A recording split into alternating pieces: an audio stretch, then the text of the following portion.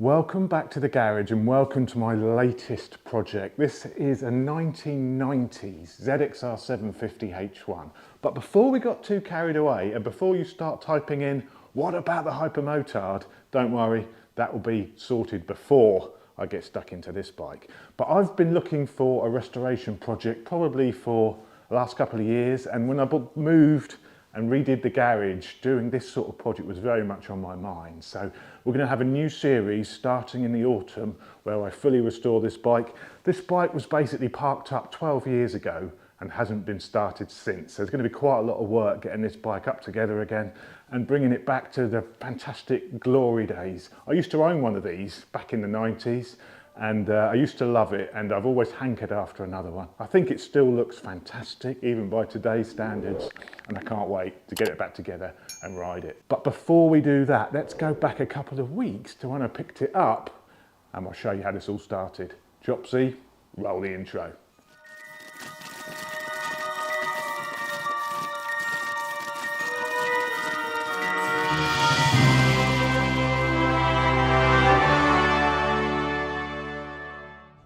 Lead the way, Bagpuss. Lead the way.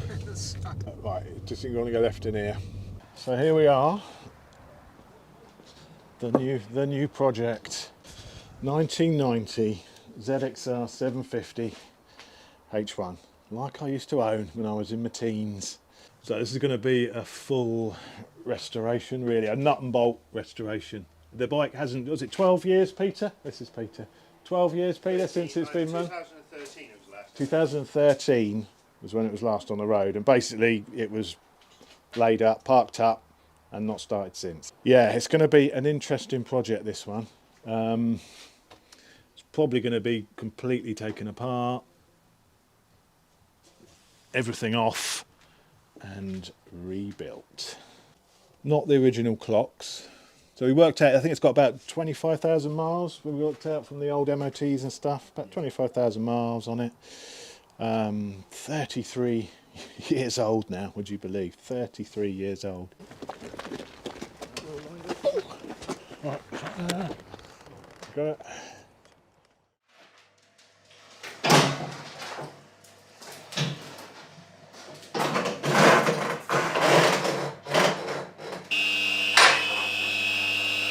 She has arrived to her new home. Now, first of all, before we go any further with this video, those typing in the comments, where's the hypermotard?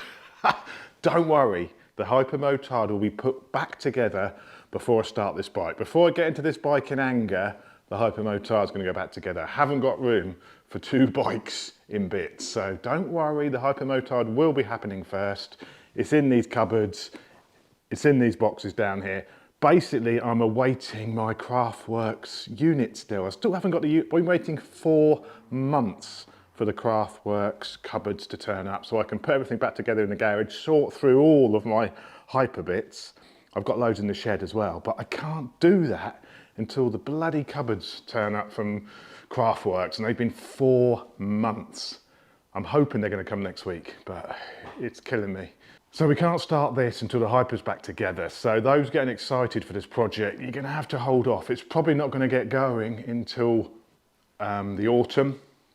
Probably until the autumn. What I may do to start with, because this hasn't been started in 12 years, is see if it will run. I can't put it away and forget about it without knowing if it's going to run or not. So I'm going to take the tank off, take the carbs off, clean the carbs, change all the fluids, see if it will start. The throttle cables are seized, the choke cable's seized. It could be the actual carbs.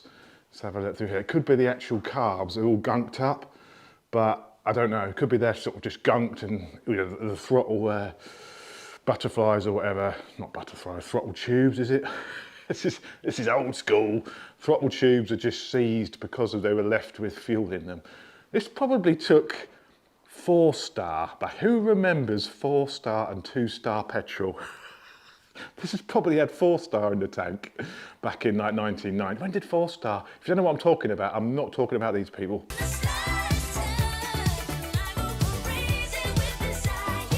4-star petrol, hands up if you remember it. I was probably only 16 when 4-star petrol disappeared, but yeah, that was before. At least you haven't got to worry about any ethanol. in the fuel tank on this one. The reason I bought this bike is because the bodywork's very good. The tank is also pretty much immaculate. I've looked inside the filler, doesn't seem to be any rust inside. Obviously the fuel's all gone and it stinks in there, but I need to get a camera inside and inspect the lower parts of the fuel tank, see what the situation is. But all of the bodywork elements are pretty decent on this bike. It needs a lot of work. The swinging arm's going to be stripped down and fully resprayed by Adam at A1 powder coating. So it's going to be a full frame, full swinging arm, respray, obviously new chain. Everything on this bike is going to come off, be polished, plated or painted, and then put back together. So it's a nut and bolt restoration is what I'm doing here. And this is going to go back in original condition. I'm not interested in modifying this. This is going to be a back to standard condition. I'm even going to be replacing, you know, the standard indicators and putting the standard indicators back on. It's going to be a sensitive restoration. I mean, I did think about putting on later upside down forks and stuff, but no, it's not going to be about that. This is going to go back to 100% original condition. So that's the plan. It's a lot of work here, a lot of work. And I must say a massive thank you to Peter and his friend who contacted me and said, because I did a video probably last year sometime when I went through my bike history, and I used to own one of these when I was probably 22, something like that.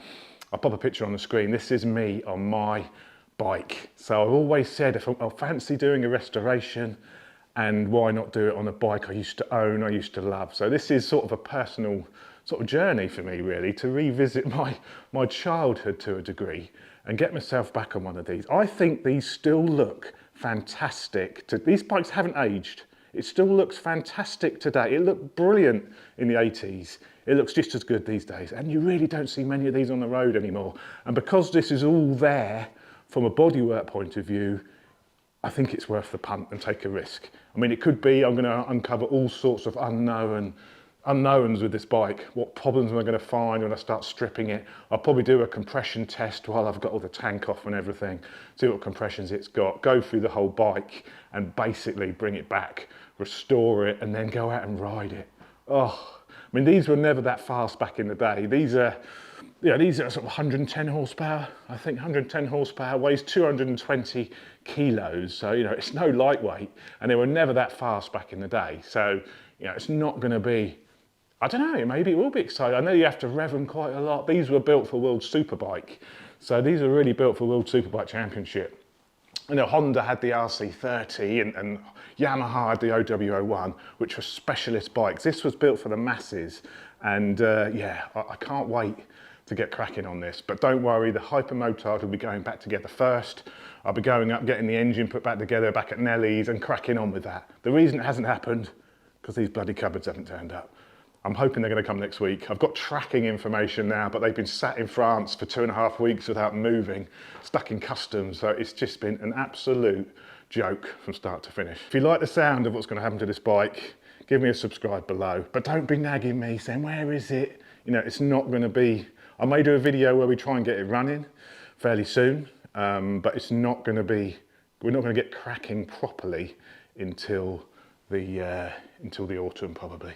But there we go. As you can see, you know, up close, it's been stored in a damp garage. You know, there's a lot of surface corrosion over everything. Now, if you have a look in here, subframe, all this is going to have to be repainted. It's still got the 09 tax disc on it. Micron exhaust, I don't know what's going on here. I need to sort of strip down and see what's happening. But you can see all the calipers are going to need restoration, repainting, new seals. You know, everything is going to need cleaning. Wheels, repowder coating, new bearings. Here's the frame, a fair few chips on the frame. So there's a lot of work here, but fundamentally, you know, the bodywork is pretty decent. The tank's decent. These fairing panels are pretty decent. Bear a tiny little wear marks on them. This front cowl is probably going to be repainted because it's got a bit of a crack down at this side. So repaint the front cowl. Put the original screen back on. We don't want no blue tinting going on. Suspension will need to be stripped, rebuilt. Discs, maybe how to save them, not sure. But just going through everything. I mean, look at it in there, look, it's minging. Everything cleaned, painted, polished, or plated. It's a hell of a lot of work here. It's a hell of a lot of work, but when this is done, these go for about £6,000 to £7,000, all in good condition, all up together. So, you know, I got it for a really good price, and it's going to be a fantastic project. So if you like the sound of it, press the subscribe button below, and I'll see you soon for some more garage antics.